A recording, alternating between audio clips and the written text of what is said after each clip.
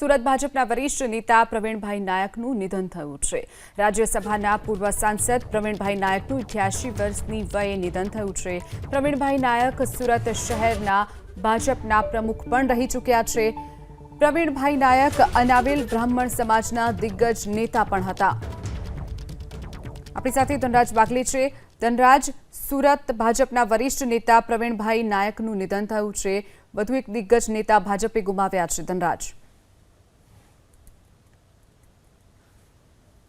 ભાજપના વરિષ્ઠ નેતા છે પ્રવીણ નાયક અને પૂર્વ રાજ્યસભાના સાંસદ પણ છે અને જે પ્રમાણે સુરત શહેરમાં શરૂઆતમાં જે રીતે ભાજપ બેઠું થઈ રહ્યું હતું ત્યારે પ્રવીણ નાયકે ભાજપનો ખૂબ જ પ્રચાર પ્રસાર કર્યો હતો અને ભાજપને તમામ વિસ્તારમાં લઈ જવાના તેમના અથાગ પ્રયત્નો હતા, જે સફળ પણ થયા હતા।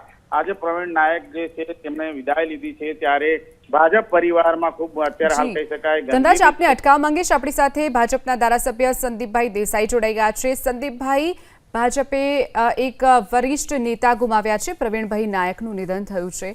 પ્રવીણભાઈ, માફ કરશો સંદીપભાઈ। જી જી, પ્રવીણભાઈ નાયક સાહેબ અમારા સમાજના પણ આગેવાન હતા।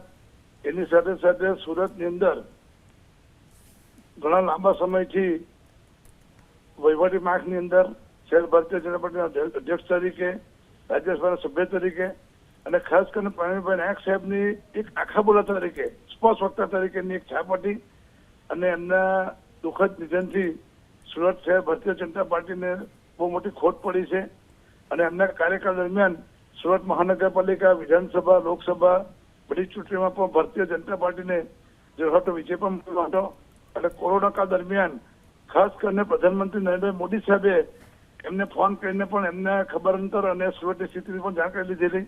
એના પરથી આપણને ખ્યાલ આવે કે પ્રવીણભાઈ કેટલા લોકપ્રિય નેતા હતા। જી જી, સંદીપભાઈ જોડાવા બદલ આભાર આપનો। તો પ્રવીણભાઈ નાયકના નિધન પર ધારાસભ્ય સંદીપભાઈ દેસાઈએ પણ દુઃખ વ્યક્ત કર્યું છે।